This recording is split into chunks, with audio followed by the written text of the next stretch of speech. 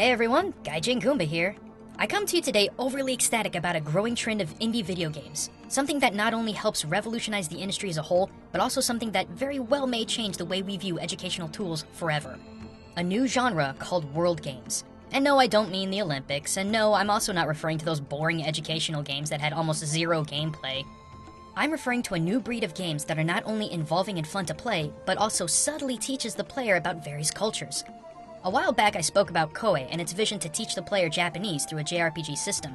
And then there's also the absolutely beautiful platformer Never Alone, which introduces and teaches the player about native Alaskan culture. And there's a new developer called Kiro'o Games stepping into the ring with their action RPG game Orion Legacy of the Kori-Odan, currently on Kickstarter. After receiving a demo of the game, I gotta say it functions a whole lot like Tales of Symphonia, an open world to explore and interact in, while the combat is fast-paced, combo-heavy, and centralized in a walled-off combat area. And my gosh, is this game's combat deep, with combos on the ground, air, special attacks, it's crazy.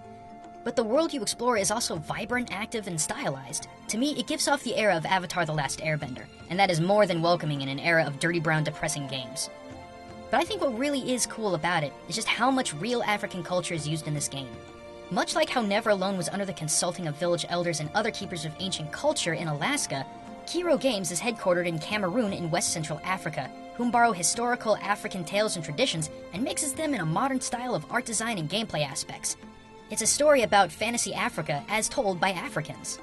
It's a game I welcome not just because it strays away from the stagnation of AAA games, but because it's a unique tool for the spreading of understanding of a culture and people most of us know little about. So I do say yes, please support games like Koei and Never Alone, and definitely go check out Orion Legacy of the Kori-Odan on Kickstarter. Link in the description, by the way.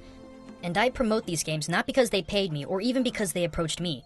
I approached them in hopes of bringing a greater public understanding to the idea of world games as the genre begins to grow. Collectively as a planet of cultures, we know so very little about each other. While educational games were an interesting experiment to try and get kids interested in learning about the world, it didn't work all that well.